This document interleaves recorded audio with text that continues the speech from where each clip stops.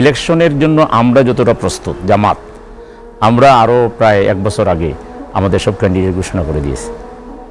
আজই ভোট হলে আমরা আজই যাবো, কিন্তু সেই ভোট এখন যে অবস্থা আছে, লেভেল প্লেইং ফিল্ডের কোনো খবর নাই, সন্ত্রাসীরা চাঁদার জন্য মানুষকে মারিয়ে ফেলাইতেছে, সে ভোটের জন্য যে গলা জব করে কাটিয়ে দিবে না তার কি প্রমাণ? তো এইগুলো ঠিকঠাক না করে আপনি ভোট ভোট ভোট করে যদি খালি তসবি টিপতে থাকেন তাইলে তো এটা হবে না।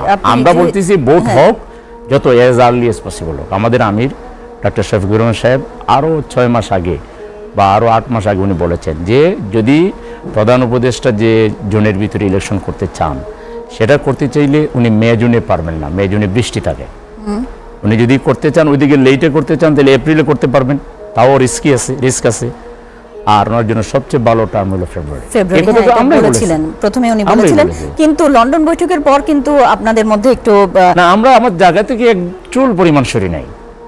আমরা বলি নাই কখনো যে ওইটা চাই। আমরা একটা ফ্লেক্সিবল কথা সব সময় বলে আসছি যে ভোট হইতে হবে, এজ আর্লি এজ পসিবল হইতে হবে, তবে সেটা সকল কার্যক্রম সম্পন্ন করে সংস্কার শেষ করতে হবে, বিচার করতে হবে। কই বিচারের কোনো খবরই নাই।